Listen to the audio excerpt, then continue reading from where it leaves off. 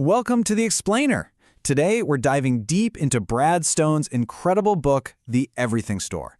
It's really the definitive story of Amazon and, the relentless mind of the man who built it all, Jeff Bezos. Okay, so here's how we're going to break this all down. First, we'll get to know the book itself. Then, we'll unpack that everything store idea, where it came from. From there, we'll get into the core principles that drove Amazon's insane growth. And finally, we'll hit the big takeaway before I give you a couple more books for your shelf.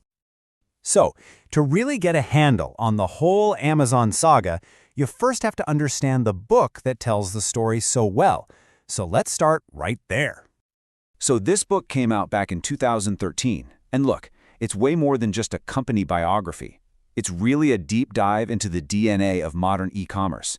Honestly, it's a must-read for anyone in tech or business, or, if you're just curious how one of the most powerful companies in the world even happened. All right, now for the origin story. We're going to rewind the clock to the early 90s to see how this one kind of crazy, ambitious idea, backed by one shocking statistic, ended up changing commerce forever. So this was the big question, right? Back in the early 1990s, Jeff Bezos was working at this high-tech hedge fund, and he and his mentor, David Shaw, they started brainstorming this very idea. What if you could create an internet company that was the ultimate middleman, selling pretty much every product you can imagine? And then he saw this number. And this is the number that just lit the fuse. While he was researching, Bezos finds this stat in a newsletter. The web was growing by 2,300% a year. To him, that wasn't just an opportunity. It was a revolution, and there was no way he was going to miss it. And this just shows you how fast he moved. He quit his high-paying job, drove across the country to Seattle, and literally launched the company from his garage. In those very first days, they had a bell that would ring every single time an order came in. It didn't take long before that bell was ringing so much, they just had to turn it off. So how did Amazon get from that garage to being this global behemoth? Well, let's dig into the core principles that have really guided the company from day one. These are the lessons that define its entire culture. This quote right here, it gets you straight into Bezos' head. This wasn't some decision he made on a spreadsheet. It was philosophical. It was all about avoiding regret down the line. And this is really the key, right? This regret-minimization framework. He would literally ask himself, okay, when I'm 80 years old, am I going to regret not trying this? For him, the answer was a loud and clear yes. And that long-term thinking became the foundation for everything, for prioritizing market dominance over short-term profits. Okay, this next story from the book, about one of the first programmers, it's just wild. He was so deep in his work for 8 months straight that he completely forgot he even owned a car until he found out it had been towed and sold at auction. And yeah, that story is the perfect illustration of this second principle. Frugality at Amazon, with their famous desks made out of doors, it wasn't just about saving a buck. It was a whole mindset. It made sure that every single resource, especially people, was 100% focused on the mission, often at the expense of, everything else. You have to remember, when Bezos said this, it was a totally revolutionary idea.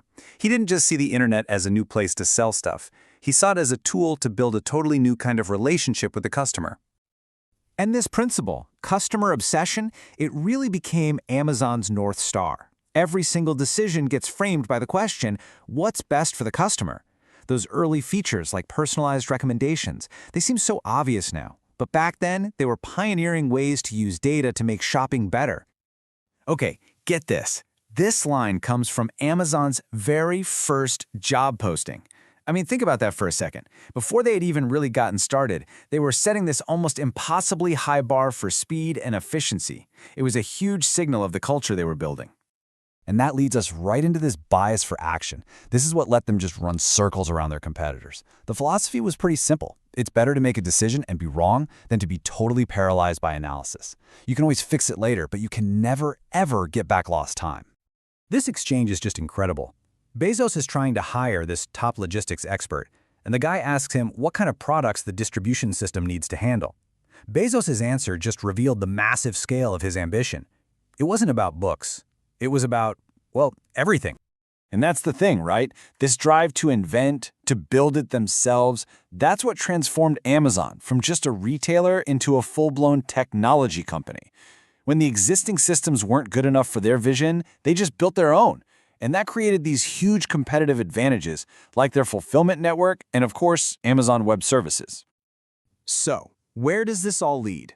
Let's pull it all together and look at the book's ultimate takeaway, what drives Amazon's success and the really complex legacy it's created.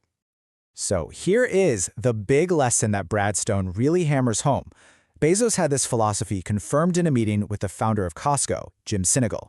If you are just relentless about giving customers the absolute best value through price, selection, and convenience, you will win, period. And this really gets to the core conflict of the whole Amazon story, doesn't it? It's this company that we, as customers, love for the low prices and insane convenience. But it's also a company that partners, competitors, and even some of its own employees fear for its ruthless, data-driven efficiency and its absolute will to dominate every market it touches. All right, so if this got you fired up and you want to go even deeper, here are 2 more books. Both of them are mentioned in Stone's biography as being on Bezos' own reading list, and they really get to the core ideas behind Amazon's success. Honestly, reading these 2 books is like getting a peek at the source code for Amazon's entire culture. Sam Walton's story gives you that retail DNA of frugality, while Built to Last is basically the blueprint for creating a company that's almost more like a cult, with this shared, unwavering ideology. And that's our breakdown of the Everything Store. The question it really leaves you with is, what's the true price of all this ultimate convenience? To make sure you don't miss our next explainer, be sure to hit that follow and subscribe button. I'll see you on the next one.